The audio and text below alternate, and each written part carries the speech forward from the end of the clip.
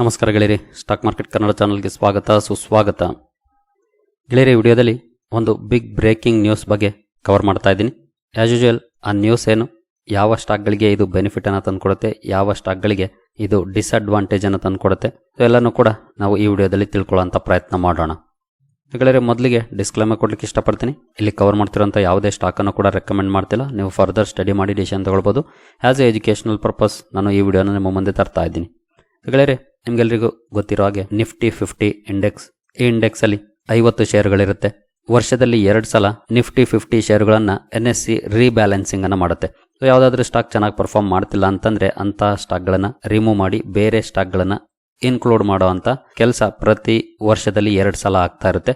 ನಾವು ಇತ್ತೀಚಿನ best example ಅನ್ನ ನೋಡೋದಾದ್ರೆ ಮಾರ್ಚ್ ಅಲ್ಲಿ UPL ಶೇರು ಎಕ್ಸಿಟ್ ಆಗಿ ಆ ಪ್ಲೇಸ್ಗೆ ಶ್ರೀರಾಮ್ ಫೈನಾನ್ಸ್ ಸೇರ್ಕೊಳ್ತು. ಸೊ ಇದೇ ರೀತಿ ಈಗ ನೆಕ್ಸ್ಟ್ ಸೆಪ್ಟೆಂಬರ್ ಅಲ್ಲಿ ಮತ್ತೆ ರೀಬ್ಯಾಲೆನ್ಸಿಂಗ್ ಆಗುತ್ತೆ. ಸೊ ಈ ಸೆಪ್ಟೆಂಬರ್ ರೀಬ್ಯಾಲೆನ್ಸಿಂಗ್ ಬಗ್ಗೆ ಒಂದು ಬ್ರೇಕಿಂಗ್ ನ್ಯೂಸ್ ಬಂದಿದೆ. ಯೂಶುವಲಿ ತುಂಬಾ ಮುಂಚೆನೆ ಈ ರೀತಿಯ ನ್ಯೂಸ್ಗಳು ಬರ್ತಾ ಇರುತ್ತೆ. ಇದು ರಿಪೋರ್ಟ್ಸ್ ಗಳ ಮೂಲಕ ಬಂದಿರುವಂತ ನ್ಯೂಸ್, NSE ಇಂದ ಅಫಿಷಿಯಲ್ ಅನೌನ್ಸ್ಮೆಂಟ್ ಅಲ್ಲ.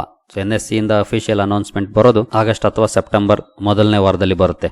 ಈಗ ಹಲವಾರು ಅನಲಿಸ್ಟ್ಗಳು ತಮ್ಮ ಎಸ್ಟಿಮೇಷನ್ಸ್ ಅಥವಾ ಎಕ್ಸ್ಪೆಕ್ಟೇಷನ್ ನ ವ್ಯಕ್ತಪಡಿಸ್ತಾರೆ ಹಲವಾರು ಕ್ರೈಟೀರಿಯಾನ ಬಳಸಿ. ಆ ಮೂಲಕ 2 ಸ್ಟಾಕ್ಗಳು ಈ ಸಲ ನಿಫ್ಟಿ 50 ಇಂಡೆಕ್ಸ್ಗೆ ಎಂಟರ್ ಆಗ್ಬೋದು ಅನ್ನೋಂಥ ನ್ಯೂಸ್ ಬಂದಿದೆ. ಸೊ 2 ಸ್ಟಾಕ್ಗಳು ಬರ್ತವೆ ಅಂತಂದ್ರೆ 2 ಸ್ಟಾಕ್ಗಳು ಎಕ್ಸಿಟ್ ಕೂಡ ಆಗ್ಬೇಕಾಗುತ್ತೆ. ಹಾಗಾದ್ರೆ ಎಂಟರ್ ಆಗೋ ಸ್ಟಾಕ್ಗಳು ಯಾವ್ಯಾವು, ಎಕ್ಸಿಟ್ ಆಗೋ ಸ್ಟಾಕ್ಗಳು ಯಾವ್ಯಾವು, ಎಲ್ಲವನ್ನು ಕೂಡ ನಾವು ಈ ವಿಡಿಯೋದಲ್ಲಿ ತಿಳ್ಕೊಳ್ಳೋಣ. ಬಟ್ ಅಗೇನ್ ರಿಪೀಟ್ ಮಾಡ್ತೀನಿ, ಇದು ಅಫಿಷಿಯಲ್ ಅನೌನ್ಸ್ಮೆಂಟ್ ಅಲ್ಲ, ರಿಪೋರ್ಟ್ಸ್ ಮೂಲಕ ಬಂದಿರುವಂತಹ ಸುದ್ದಿ. ಅಫಿಷಿಯಲ್ ಅನೌನ್ಸ್ಮೆಂಟ್ ಆಗಸ್ಟ್ ಇಲ್ಲ ಸೆಪ್ಟೆಂಬರ್ ಮೊದಲ ಅಥವಾ 2ನೇ ವಾರದಲ್ಲಿ ಬರುತ್ತೆ. ಯಾಕಂದ್ರೆ ಸೆಪ್ಟೆಂಬರ್ 30ನೇ ತಾರೀಕಿಗೆ ಬದಲಾಗೋದು, ಅಂದ್ರೆ ಹೊಸ ಸ್ಟಾಕ್ ಇನ್ಕ್ಲೂಡ್ ಆಗೋದು. ಅಷ್ಟೊಳಗಡೆ NSE ಇಂದ ಅಫಿಷಿಯಲ್ ಅನೌನ್ಸ್ಮೆಂಟ್ ಬರುತ್ತೆ. ಬಟ್ ಯೂಶುವಲಿ ಈ ರೀತಿ ರಿಪೋರ್ಟ್ಸ್ ಗಳ ಮೂಲಕ ಬಂದಂತ ನ್ಯೂಸ್ ನ ನೋಡಿನೇ ಸ್ಟಾಕ್ ಅಲ್ಲಿ ಒಳ್ಳೆ ರೆಸ್ಪಾನ್ಸ್ ಕಂಡು ಬರುತ್ತೆ. ಯಾವ ಸ್ಟಾಕ್ ಇನ್ಕ್ಲೂಡ್ ಆಗುತ್ತೆ ಅನ್ನೋಂಥ ನ್ಯೂಸ್ ಬರುತ್ತೋ ಅಂತ ಕಡೆ ಒಳ್ಳೆ ಪರ್ಫಾರ್ಮೆನ್ಸ್ ಕಂಡು ಬರುತ್ತೆ. ನಂತರ ಅಫಿಷಿಯಲ್ ಅನೌನ್ಸ್ಮೆಂಟ್ ಬಂದಾಗ ನಾರ್ಮಲ್ ಪರ್ಫಾರ್ಮೆನ್ಸ್ ಇರುತ್ತೆ, ಅಥವಾ 1-2 ದಿನ ಒಳ್ಳೆ ಪರ್ಫಾರ್ಮೆನ್ಸ್ ಬರ್ಬೋದು. ಸೊ ಈ ರೀತಿ ಅಡ್ವಾನ್ಸ್ ಆಗಿ ಮೂವ್ ಆಗುತ್ತೆ ಮಾರ್ಕೆಟ್. ಯಾವತ್ತು ಅಫಿಷಿಯಲ್ ಅನೌನ್ಸ್ಮೆಂಟ್ ಗಾಗಿ ಕಾಯೋದಿಲ್ಲ. But in case out of syllabus expectation ಯಾವುದೋ ಒಂದು ಸ್ಟಾಕ್ ಇತ್ತು, ಇನ್ನೊಂದು ಯಾವುದೋ ಸ್ಟಾಕ್ ಬಂತು ಅಂದ್ರೆ ಅಂತ ಸಮಯದಲ್ಲಿ ಇಮಿಡಿಯೇಟ್ಲಿ ರಿಯಾಕ್ಷನ್ ಬರುತ್ತೆ ಆ ಸ್ಟಾಕ್ ಅಲ್ಲಿ. ಅದು ಬೇರೆ ಕೇಸ್ ಆಗುತ್ತೆ. ಸೊ ಬನ್ನಿ ನೋಡೋಣ ಯಾವ ಸ್ಟಾಕ್ ಗಳಿಗೆ ಗುಡ್ ನ್ಯೂಸ್, ಯಾವ ಸ್ಟಾಕ್ ಗಳಿಗೆ ಬ್ಯಾಡ್ ನ್ಯೂಸ್ ಅಂತ. ಹಾಗೆ ಮತ್ತೊಂದು ವಿಚಾರವನ್ನು ನಾನು ಮೊದಲಿಗೆ ಕ್ಲಿಯರ್ ಮಾಡ್ಲಿಕ್ಕೆ ಇಷ್ಟಪಡ್ತೀನಿ. ಎಕ್ಸಿಟ್ ಆಗ್ತಾ ಇದಾವೆ 2 ಸ್ಟಾಕ್ಗಳು ಅಂದ ತಕ್ಷಣ ಅವುಗಳ ಕಥೆ ಏನು ಮುಗಿಯೋದಿಲ್ಲ. ಫಾರ್ ಟೈಮ್ ಬೇಯಿಂಗ್ ಚೆನ್ನಾಗಿ ಪರ್ಫಾರ್ಮ್ ಮಾಡ್ತಿಲ್ಲ ಅನ್ನೋ ಕಾರಣಕ್ಕೆ ಇಂಡೆಕ್ಸ್ ಇಂದ ರಿಮೂವ್ ಮಾಡ್ತಾರೆ. ಒನ್ಸ್ ಆ ಕಂಪನಿಗಳು ಒಳ್ಳೆ ಪರ್ಫಾರ್ಮೆನ್ಸ್ ಅನ್ನ ಕೊಡ್ಲಿಕ್ಕೆ ಶುರು ಮಾಡಿದ್ರೆ ಮುಂದಿನ ದಿನಗಳಲ್ಲಿ ಮೇ ಬಿ ಮತ್ತೆ ರೀ ಎಂಟ್ರಿ ಕೂಡ ಆಗಬಹುದು ಅಂತ ಸಾಧ್ಯತೆಗಳು ಕೂಡ ಇರುತ್ತೆ. ಸೊ ಎಕ್ಸಿಟ್ ಆಗ್ತಿದೆ ಅಂದ ತಕ್ಷಣ ಭಯಪಟ್ಟು ನಾವು ಆ ಶೇರುಗಳನ್ನ ಮಾರಾಟ ಮಾಡಬೇಕು ಅಂತ ಏನಲ್ಲ. ಸೊ ಈ ಪಾಯಿಂಟ್ ಕೂಡ ಗಮನದಲ್ಲಿರಲಿ. ಸೊ ಗೆಳೆಯರು ನೋಡಬಹುದು headline, 2 multibagger stocks eyeing Nifty crown, 1 is Tata and another is PSU.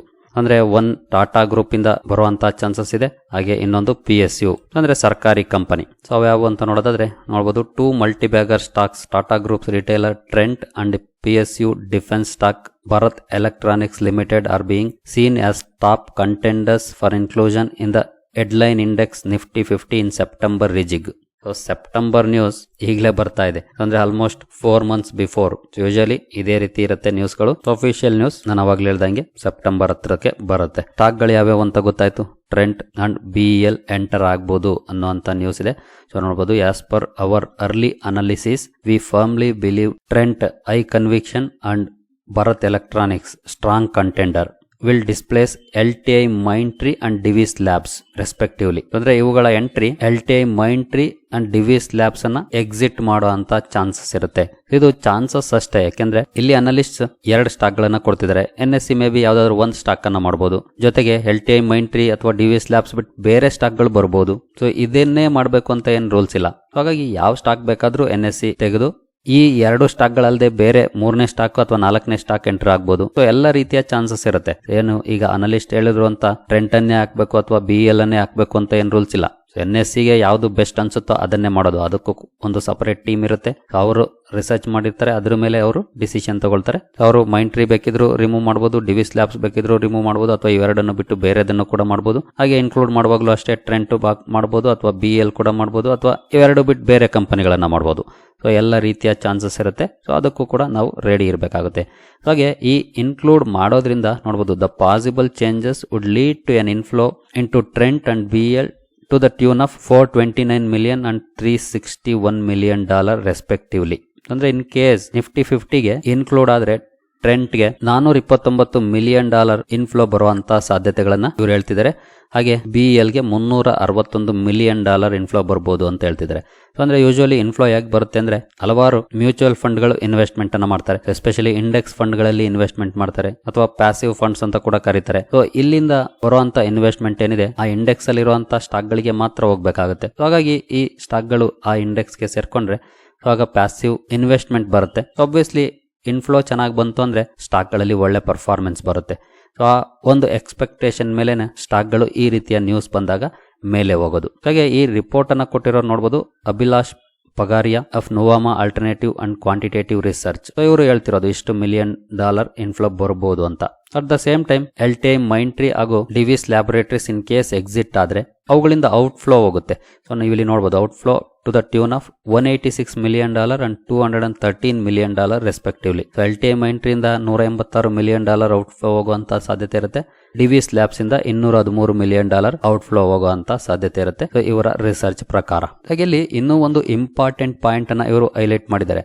ಅದೇನಪ್ಪ ಅಂತಂದ್ರೆ ನೀವು ಇಲ್ಲಿ ನೋಡಬಹುದು, however if SEBI approves F&O inclusion for Zomato and Jio financial services before the announcement by NSE indices in August, they will have a higher chance to make it to Nifty than both Trent and BEL, Pagaria said.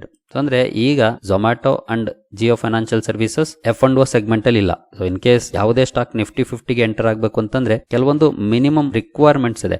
So ಅದರಲ್ಲಿ ಒಂದು F&O segment ಅಲ್ಲಿ ಇರಬೇಕು ಅನ್ನೋದು. So ಈಗ Jio Financial services and Zomato F&O ದಲ್ಲಿ ಇಲ್ಲ. In case ಮುಂದಿನ ದಿನಗಳಲ್ಲಿ ಸೆಬಿ ಆಗಸ್ಟ್ ಒಳಗಡೆ ಇವುಗಳನ್ನ F&O ಸೆಗ್ಮೆಂಟ್ ಗೆ ಇನ್ಕ್ಲೂಡ್ ಮಾಡಿದ್ರೆ ಅಂತ ಸಮಯದಲ್ಲಿ ಟ್ರೆಂಟ್ ಅಂಡ್ BEL ನ ಬದಿಗೆ ಸರಿಸಿ Zomato and Jio Financial services ಬರ್ಬೋದು ಅಂತ ಕೂಡ ಹೇಳ್ತಿದ್ದಾರೆ. ಸೊ ಆ ಚಾನ್ಸಸ್ ಕೂಡ ಇರುತ್ತೆ, ಅದನ್ನು ಕೂಡ ನಾವಿಲ್ಲಿ ನೋಡಬಹುದು. ಸೊ ಹಾಗೆ ಇನ್ನು ಒಂದು ನೋಡಬಹುದು, as of now the only stock closer to BEL. So BEL ಗೆ ಹತ್ರ ಇರುವಂತಹ ಸ್ಟಾಕ್ ಅಂತಂದ್ರೆ HAL ಅಂತ ಹೇಳ್ತಿದ್ದಾರೆ. ಈ said adding that if the latter outperforms by more than 20% soon stays there till the end of July, then it will have a higher chance. So in case HAL more than 20% up ಆಗಿ ಅದೇ range ಅಲ್ಲಿ July ವರೆಗೂ ಏನಾದ್ರೂ continue ಆದ್ರೆ BEL ಗಿಂತ HAL ಗೆ chances ಜಾಸ್ತಿ ಇದೆ ಅಂತ ಹೇಳ್ತಿದ್ದಾರೆ. ಸೊ ಈ ಚಾನ್ಸಸ್ ಕೂಡ ಇದೆ. ಅಂದ್ರೆ ನಾವು ಈ ಸ್ಟಾಕ್ ಗಳನ್ನ ಬೇಕಿದ್ರೆ ವಾಚ್ ಮಾಡಬಹುದು ನೆಕ್ಸ್ಟ್ 3 to 4 ಮಂತ್ಸ್ ಯಾವ ರೀತಿ ಪರ್ಫಾರ್ಮೆನ್ಸ್ ಬರುತ್ತೆ ಅಂತ.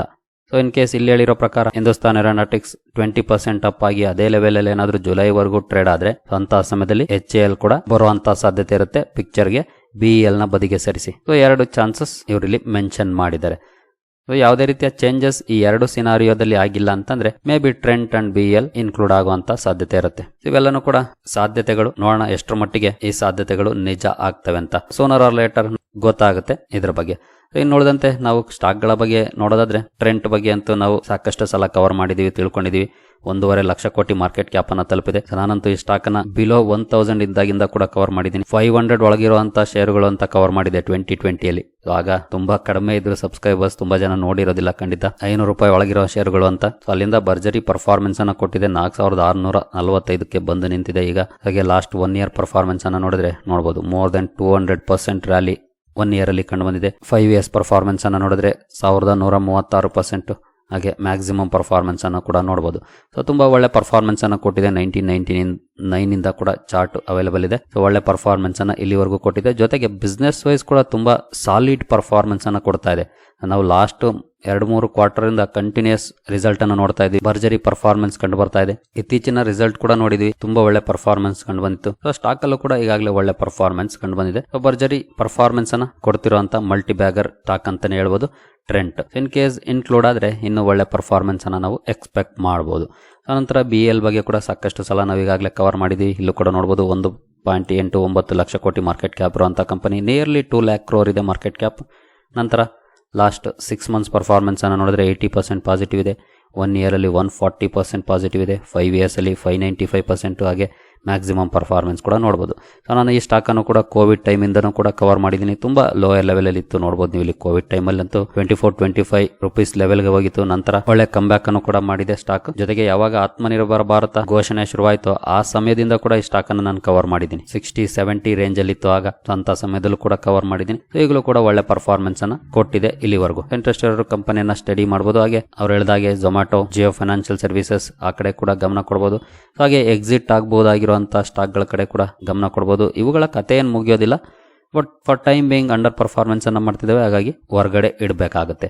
So 1.4 lakh crore market cap ಇರುವಂಥ ಸ್ಟಾಕ್. ಮರ್ಜರ್ನ ನಂತರ ಇಲ್ಲಿ ಚಾರ್ಟ್ ನಮಗೆ ಅವೈಲಬಲ್ ಇಲ್ಲ, ಫುಲ್ ಇತ್ತೀಚಿನ ಚಾರ್ಟ್ ಮಾತ್ರ ಅವೈಲಬಲ್ ಇರುತ್ತೆ. Because after merger chart change ಆಗಿದೆ LTI ಮೈಂಟ್ರಿನಲ್ಲಿ. ಬಟ್ ಒಳ್ಳೆ ಕಂಪನಿ, L&T ಗ್ರೂಪ್ನ ಕಂಪನಿ ಇದು ಕೂಡ. ನಂತರ ಡಿವಿಸ್ ಲ್ಯಾಬ್ಸ್ ಕೂಡ ಚೆನ್ನಾಗಿ ಪರ್ಫಾರ್ಮ್ ಮಾಡಿತ್ತು. ಬಟ್ 2021 ನಂತರ ಸ್ವಲ್ಪ ಅಂಡರ್ ಪರ್ಫಾರ್ಮೆನ್ಸ್ ಬಂದಿದೆ. ಆಲ್ಮೋಸ್ಟ್ ಎಲ್ಲ ಫಾರ್ಮಾ ಇಂಡಸ್ಟ್ರಿಯ ಸ್ಟಾಕ್ಗಳಲ್ಲಿ ಅಂಡರ್ ಪರ್ಫಾರ್ಮೆನ್ಸ್ ಇದೆ, ಬರೀ ಡಿವಿಸ್ ಲ್ಯಾಬ್ಸ್ ಅಷ್ಟೇ ಅಲ್ಲ, ಓವರ್ ಆಲ್ ಇಂಡಸ್ಟ್ರಿನೇ ಡೌನ್ ಇದೆ. ಇವನ್ IT ಸೆಕ್ಟರ್ ಕೂಡ ಅಷ್ಟೇ, ಅದು ಕೂಡ ಡೌನ್ ಇದೆ. ಹಾಗಾಗಿ ಅಂಡರ್ ಪರ್ಫಾರ್ಮೆನ್ಸ್ ಬರ್ತಾ ಇದೆ. 1 ಲಕ್ಷ ಕೋಟಿ ಮಾರ್ಕೆಟ್ ಕ್ಯಾಪ್ ಇರುವಂಥ ಸ್ಟಾಕ್. 1 ಇಯರ್ ಪರ್ಫಾರ್ಮೆನ್ಸ್ ಅನ್ನು ನೋಡಿದ್ರೆ 24% ಇದೆ. ಹಾಗೆ 5 ಇಯರ್ಸ್ ಅಲ್ಲಿ ನೋಡಬಹುದು 122% ಇದೆ. ಬಟ್ 2021 ಅಕ್ಟೋಬರ್ ಅನ್ನು ನೋಡಿದ್ರೆ ಅಲ್ಲಿಂದ ಈವನ್ ಟುಡೇ 27% ಡೌನ್ ಇದೆ. ನಂತರ ಮ್ಯಾಕ್ಸಿಮಮ್ ಪರ್ಫಾರ್ಮೆನ್ಸ್ ಅನ್ನು ನಾವು ನೋಡಿದ್ರೆ ನೋಡಬಹುದು ಒಳ್ಳೆ ಪರ್ಫಾರ್ಮೆನ್ಸ್ ಇತ್ತು ಅಪ್ ಟು 2021 ಅಕ್ಟೋಬರ್. ನಂತರ ಡೌನ್ ಫಾಲ್ ಈ ಸ್ಟಾಕ್ ಅಲ್ಲಿ ಕಂಡು ಬಂದಿದೆ. ಬಟ್ ಓವರ್ ಆಲ್ ಇಂಡಸ್ಟ್ರಿನಲ್ಲೇ ಡೌನ್ ಫಾಲ್ ಇದೆ, ಇದರಲ್ಲೂ ಕೂಡ ಡೌನ್ ಇದೆ ಅಷ್ಟೇ. ಬಟ್ ಸ್ಟಿಲ್ 2.5 ವರ್ಷದಿಂದ ಅಂಡರ್ ಪರ್ಫಾರ್ಮೆನ್ಸ್ ಇರೋದ್ರಿಂದ NSE ಮೇ ಬಿ ಚೇಂಜಸ್ ಮಾಡುವಂತ ನಿರ್ಧಾರವನ್ನ ತಗೊಳ್ಬಹುದು. ಸೊ ನೋಡೋಣ, ಇದೆಲ್ಲಾನು ಕೂಡ ಜಸ್ಟ್ ರಿಪೋರ್ಟ್ಸ್ ಮೂಲಕ ಬಂದಿರುವಂತ ಸುದ್ದಿ. ಅಫಿಷಿಯಲ್ ನ್ಯೂಸ್ ಬಂದಾಗ ನಮಗೆ ಗೊತ್ತಾಗುತ್ತೆ ಅಫಿಷಿಯಲಿ ಯಾವ ಸ್ಟಾಕ್ ಇನ್ಕ್ಲೂಡ್ ಆಗುತ್ತೆ, ಯಾವ ಸ್ಟಾಕ್ ಎಕ್ಸ್ಕ್ಲೂಡ್ ಆಗುತ್ತೆ ಅಂತ. ಸ್ಟಿಲ್ ಈ ಎಲ್ಲ ಸ್ಟಾಕ್ ಗಳ ಕಡೆ ನಿಮ್ಮ ಗಮನ ಇರಲಿ ನೆಕ್ಸ್ಟ್ 3 to 4 ಮಂತ್ಸ್. ಯಾವ್ಯಾವ ಅಂದ್ರೆ Trent, BEL, HAL, Zomato, Jio Financial Services, LTI Mindtree, Divi's Labs, ಈ 7 ಸ್ಟಾಕ್ಗಳ ಮೇಲೆ ಗಮನ ಇರಲಿ. ಸರಿ ಗೆಳೆಯರೆ, ಈ ವಿಡಿಯೋ ನಿಮಗೆ ಇಷ್ಟ ಆಗಿದೆ ಅಂದ್ಕೊಳ್ತೀನಿ. ಮುಂದಿನ ವಿಡಿಯೋದಲ್ಲಿ ಸಿಗೋಣ. ಅಲ್ಲಿವರೆಗೂ ಜೈ ಹಿಂದ್, ಜೈ ಕರ್ನಾಟಕ.